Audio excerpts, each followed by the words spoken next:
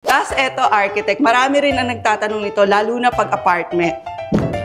Hindi ba siya maingay? Ito, aabutin lang po ng kalahatin na gano'n. Ganun kalaki ang matitipid nila? Wow. At Pakita pa natin yung second floor sa amin. Oy, sige. Akit tayo second floor. Prefab din to. Walang din sa prefab container. Pero tingnan nyo naman. Di ba? Pero di ba, Miss Van, normally yung mga prefab, maliliit lang sila eh, di ba? Opo. I mean, hindi sila ganito kalaki. Yes, pero how po. come na eto? Sobrang laki niya. Ma'am,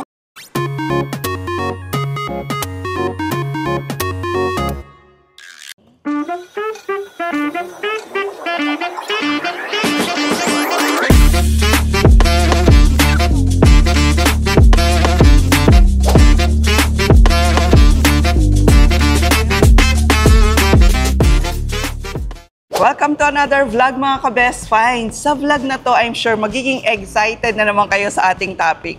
Kasi ang kasama natin ngayon ng Icon Tech and Easy Build dito sa Pasig City. Ang daming naging interested at talaga namang nanood ng ating vlog nang pinakita natin yung kanilang 6-door, 2-story apartment sa May Bulacan. Pero ngayon, level up na sila. Kasi ang ipapakita naman natin ngayon ay etong kanilang 32 unit na office building na matatagpuan dito sa Pasig City. Ang very interesting dito, gawa rin lahat ng to sa mga prefab containers. Sobrang in-demand ng mga prefab containers ngayon. Kasi kung ang binabalak nyo talaga magpatayo ng inyong mga bahay, offices, restaurants at kung ano-ano pa nga, na mas mura, mas mabilis at kung ang pag-uusapan natin, flexibility and mobility, eto talaga daw ang choice ng marami ngayon. So alamin natin kung bakit, magkano ang gagastusin, ano ba ang pwede natin gawin sa mga prefab containers katulad nito, at paano sila nag-come up ha. Imagine niyo 32 units to ng office building. So ang makakasama naman natin para sa vlog na to mga ka-best finds ay si Miss Van. Hi! Hello Ayan. po! At siya ang mag-iikot sa atin dito sa kanilang 32 unit na office building. Miss Van, kwentuhan mo naman kami, paano sila nag-come up sa gantong concept? Grabe, sobrang amazing. 32 Yes po, unit na opo. all prefab to Yes ha. po, wala pong concrete na nagamit dito, ma'am. So, yung kliyente po kasi namin, no, doon sa main office nila, wala na pong space for them. Itong warehouse, kung saan po tinayo itong office nila, this is only rental po. Nililease lang po nila to. Oh. Kaya naisip nila na prefab na lang po gamitin para unang-una po, hindi masira itong Yes, rental, itong oo. nire-rent nilang warehouse. Pangalawa po, kasi urgently needed yung office, mas mabilis yung prefab po kaysa sa traditional. Mas mabilis nilang magagamit agad, mas mabilis yung ROI for them. And lastly po, ito kasing prefab po, no, pwede siyang ilipat. So kung tapos na yung lease nila dito, pwede itong i-disassemble tapos ilipat po kung saan nila gusto. Gustong mag-office Yes ulit? po. Oo nga naman, nice. Opo. Kunyari, binahaan na itong lugar na to. Kung- Pwede silang Yeah, lumipat? opo, pwede. Excited kaming puntahan yung loob, pwede ba? Opo, ikot po tayo. Yes.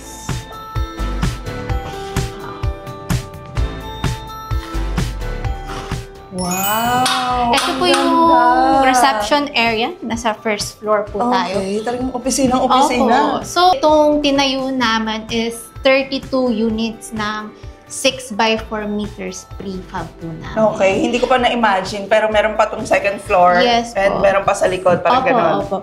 Ang square meters nito ay 768 po. Ganun po. Lahat-lahat? Yes po, up and down. Mga ka-best friends, oh.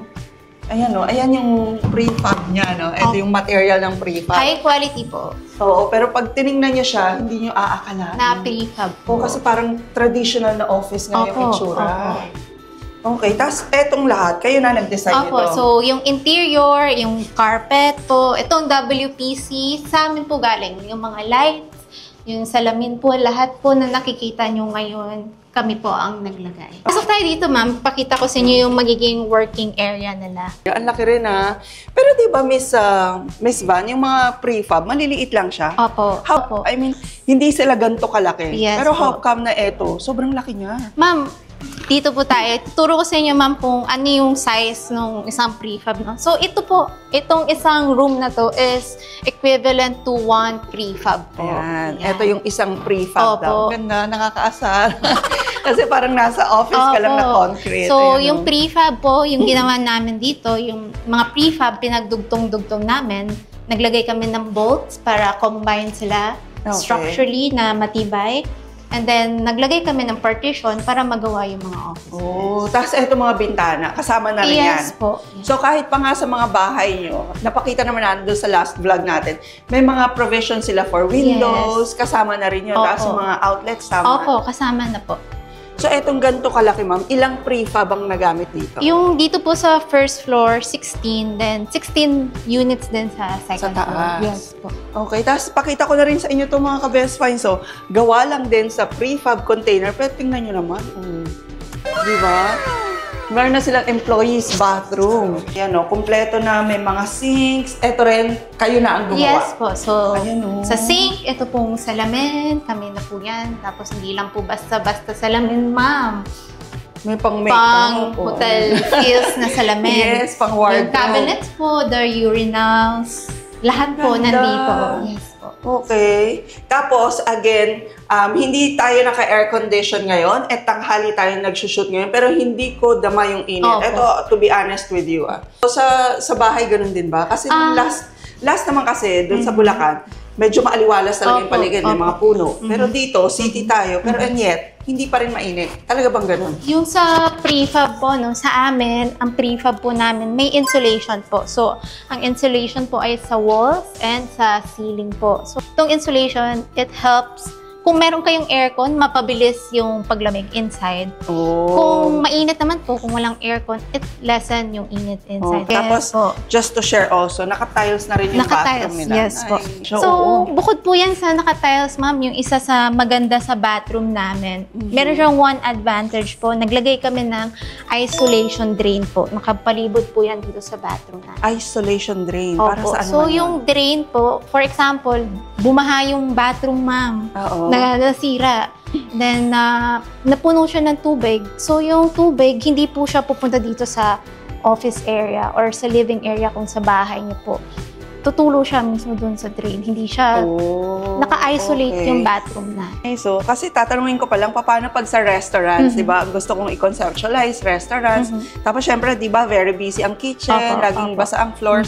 So, ma-ensure nyo na maganda talaga yung mga drainage system. Yes po. Kahit paggawa sa prefab. Yes po. Ma'am, tignan niyo po yung mga materials na ginamit namin dito sa bathroom po namin. Cubicles po namin, all po high quality. Hindi lang po basta yung prefab namin yung high quality, pati yung mga ibang materials, parts na itong nilagay namin dito. Nakaka-amaze kasi maraming mga best finds natin ang nag-share mga taga-ibang bansa na ganito na rin pala talaga yung ginagamit sa abroad. No? Opo, yes. Oh, Yung prefab naman po, no, meron siyang anti-corrosion. Sabihin na ito, anti-rust. So, maintenance lang po is repainting po. Pintura lang po, murang-mura. Parang sa bahay naman. Opo. Yung male bathroom, yung pantry po nila. Uy, may pantry pa. Yes, oo. Ayan, tara makiusyoso talaga tayo ng bongga dito sa kanilang office. Office building. Kayo rin na naglagay Yes, ito. po. Ganda ng ganda ng faucet. Opo, nahihila po yan. Stainless. Opo, yes. Yung quartz po ito. Quartz din to. Yes po. So, ito po dito yung mga executive IT room nila nandito. Ito po yung conference room nila. Isa sa malaking rooms po dito. Oo nga. Tingnan nyo, So, depende dun sa plano na gagawin nyo, ganun nyo din ikakat yung mga prefab. Yes po, opo. So, flexible pala talaga Yes siya. po, yes po. Ayan, tapos marami pang mga rooms dito mga ka-best friends. Sabi nga sa inyo, hanggang second floor to Opo. and hanggang likod. Yes. So, 32 units siya. Oh, and all made from prefab containers. Yes.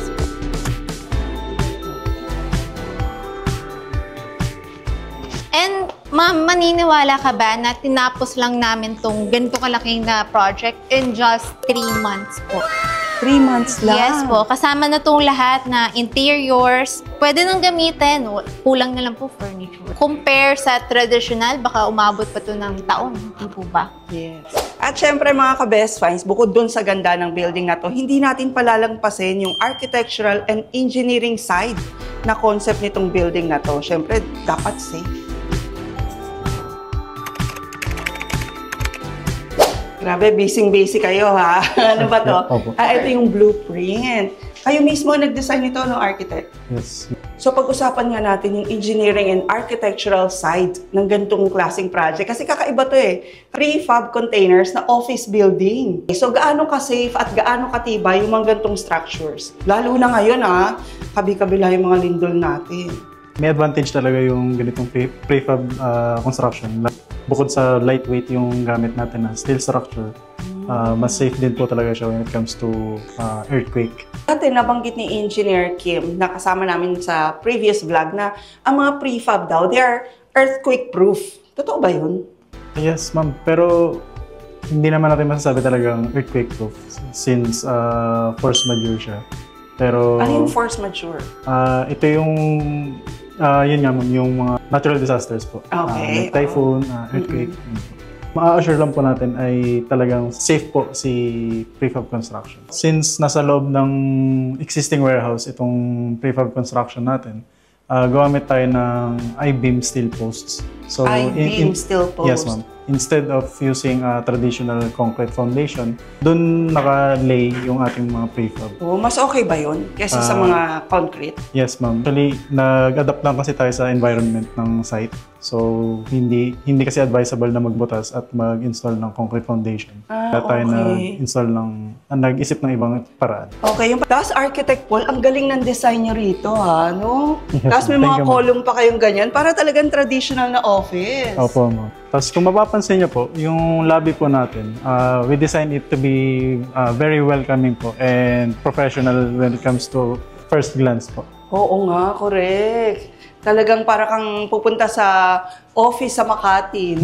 And then, sa planning naman po, nilapit na lang po namin yung mga workstations dun sa kanya-kanya mga supervisors para easy access lang po when it comes to supervising para sa workflow po. Easy workflow galing, at ma-boost po yung productivity. Yes. So, even the functionality pala ng bawat room, Yes, pinaplano nyo, no? Yes, Oo nga naman.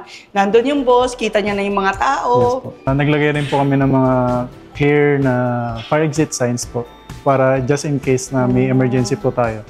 Oo nga, no? Saan ang fire exit nito? Dito po, para clearly accessible po at alam po ng mga employee kung saan po sila tatakbo. Oo nga, eto, palabas na ng warehouse. Yes po. Ang galing. Okay, tapos pati mga emergency lights, kayo na rin nag-planning yan. Yes, ma'am. Meron din pala silang mga ganito, oh. Yes, So, ma'am. complete talaga ng safety, Requirement no? po. Requirement po yun. Anong tawag yan? Smoke detectors. Po. Yes, ma'am. Okay, at bawat rooms meron yan. Yes po. Ang ganda mga ka-best finds, so ganito yung kanyang switch. Ganda Ito. naman ito. Okay. Tapos ano rin, oh, may Spectrum eye contact, oh, talaga naman easy build. Oh.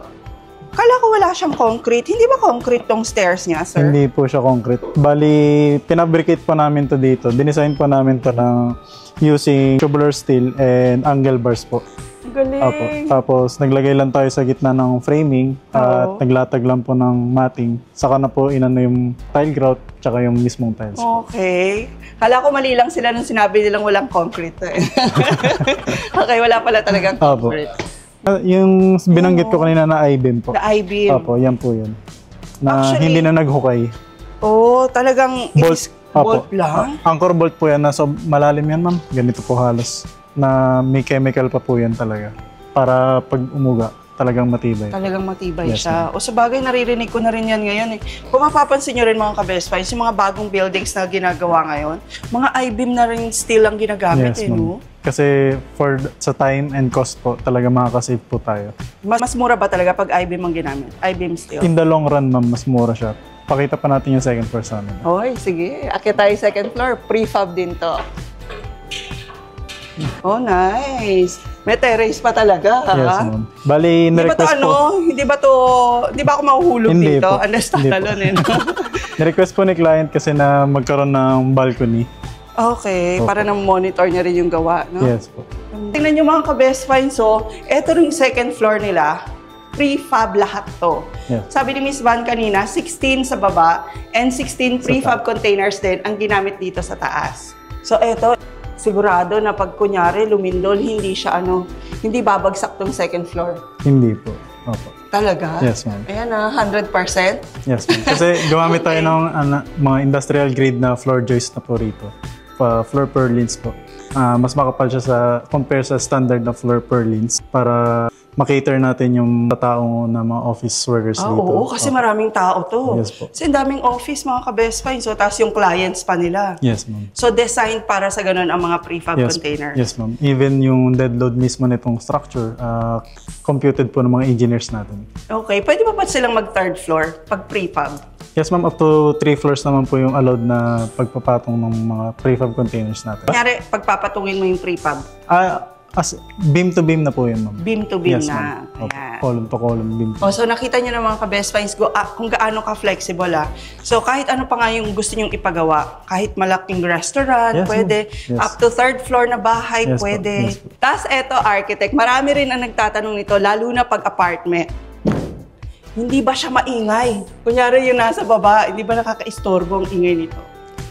Hindi naman po masyado, ma'am. Kasi meron naman po tayong, bago po tayo maglatag ng flooring ng fiber cement board, meron po tayo nilagay na insulation po. Fiber wool na insulation po. Oh, so pati sa yun. noise. Para sa noise din po. Oo nga, no? Yes po. Kasi kunyari maraming bata or ano, hindi makaka-istorbo sa baba. Hindi naman gano'n, ma'am. Pero may konting rinig lang po. Pero hindi naman po ganun. Minimal lang. Okay, so parang bahay lang din. May minimal noise, Yes, pero ma'am. hindi disturbing. Yes po. Kasi even concrete construction, di ba? Rinig pa rin Oo, naman po sa correct. taas. Opo. So, hindi po talaga natin siya may eliminate totally. Oh. Tapos architect, pansin ko lang kasi nakaakyat na rin ako ng mga ibang office na ang gamit nila prefab containers. Pero itong stairs nyo, parang hindi ako nailang, hindi ako natakot. Sa iba kasi natatakot ako, parang sobrang nipis, tapos feeling ko mahuhulog ako. Talagang dinesign po natin itong mga steel stairs natin, even itong mga handrails, para ma-accommodate po yun nga po yung fear ng mga clients sa ibang na maging sturdy po talaga at matibay. Oo, saka hindi siya maalog mga ka-best finds. Tapos Parang nag-install normal pa rin lang. kami ng mga rubber nosing para po sa safety na rin po ng mga akit baba na hindi madulas. This is nice, no? Yes, ma'am. Kaya pala ang dami ring nagpe-prefer ngayon ng prefab sa mga, kahit nasa mga bahay nila, no? Yes, ma'am. Fireproof din po itong structure natin. Ah, totoo ba? Fireproof Yes, po. din siya? Yes, ma'am. Kasi ginamit po natin dito ay IEPS, which Okay. is meron na rin pong fireproof na feature at meron na rin pong noise cancellation po na Oh, nice. para sa thermal heat insulation na rin. Okay, kaya hindi siya masyadong mainit. Yes, ma'am. Nice. So, fireproof, earthquake-proof, may thermal insulation pa, tapos napakaganda pa ng plano nila architect. Uy, di ba? May bonus yan. At syempre, very privileged din tayo na makakasama natin sa vlog na to ang kanilang Sales and Marketing Director, si Sir Resty de los Reyes. Magandang hapon po sa inyong lahat. Ito po ay isang proyekto na aming kinagagalak na ipagmalaki dahil ito ay gawa sa 16 na dalawang palapag, bali 32 units na may kabuuang 728 square meter. Tibay at maganda at garantisadong hindi sila mahihirapan tulad nga ng sinabi namin sa design philosophy at saka mga engineering packs kung paano namin pinagtibay lahat ang mga anggulo ng bawat parte ng proyektong ito. Malaking katipiran ito para sa nagbabalak magtayo ng negosyo dahil ito po ay napakamura lang sa halagang 40% ng katipiran sa kabubuang halaga ng isang conventional na project. Halimbawa, siguro sabihin na natin 30 million, pero ito aabutin lang po ng kalahati na gano'n. Ganun kalaki presyo. ang matitipid nila. Wow. At ang bilis na, kumbaga, yung conventional na construction ay aabutin ng mga 14 na buwan. Ito po ay inabot lamang ng 3 buwan. Yes, oo, nabanggit nga ni Miss Van kanina, sir. So, makikita nyo po ang laki ng savings dito. At ang isa pang aming magagarantiya sa mga kliyente ay ang aming customer service. Ang after sales po namin. Talaga pong aalalayan namin ang bawat kliyente na bumili sa amin ay na hanggat ito ay nagamit ng tama na nasa provision namin ng warranty, ay ito po ay aming pahalagahan at bibigyan atensyon. Oo, mahalaga yung after sales, sir. Apa. Kasi yung iba, pag may problema na, ay, hindi mo na makontak yung contractor. Pero Totoo po yan. sa Icontech, Spectrum, Easy Build, Opo. maganda raw ang kanilang after sales service. Totoo po yun. Ayan. So, sir, sa mga magiging interested na magpatayo ng ganito, o kaya yung mga bahay, ang dami talagang nagtatanong, mga apartment, lalo na, nationwide ba? Pwede? Hanggang ang mga proyekto po namin ngayon ay Tugigaraw, Ifugao, Wow. Palawan, Bohol, Bacolod. Wala na pong hinto ang mga proyektong ito. Unti-unti, madami kaming develop na ginagawa. Nakita nyo na po ang flooring namin. Yung flooring namin, Ganda. ang sa market is 40 kilogram. Oo. Ginawa namin 60 kilogram ang bigat. Ngayon, hindi pa na-satisfy ang boss namin, ang CEO ng kumpanya namin, as ginawa pa itong 90. So more than double sa density ng mga nasa market. Okay. So, ayan mga ka-best finds ha. Sila mismo ang nag-a-assure sa inyo na kung kukuha kayo sa kanila, magpapagawa kayo ng ganito, quality talaga ang ma-receive nyo. Anywhere yan in the Philippines. Sa iContech at EasyBuild, guarantee po ang inyong investment for your home, your way. Maraming pong salamat. So ayan mga ka-best finds, maraming salamat sa panonood ng ating vlog ngayon. I hope marami kayo natutunan. At sa mga interesado, kontakin nyo lang ang iContech EasyBuild sa kanilang Facebook page. At isi-share din natin yung kanilang mga contact details. Kung gusto nyo magpa-quotation, may iba pa kayong katanungan tungkol sa mga prefab structures katulad nito. Kahit nga anong gusto yung ipagawa, cafes, restaurant, building, Airbnb, kahit pa mga sarili nyong bahay, ayan. I-chat nyo lang sila and they are very willing to assist you. So please don't forget to like our video today at i-comment nyo po pala ano po ang gusto nyo at iniisip nyong ipagawa sa mga prefab containers. And please don't forget to subscribe and hit the notification bell para lagi po kayo updated pag may mga best finds tayo katulad nito. And we'll see you again next week, Best Finds. God bless!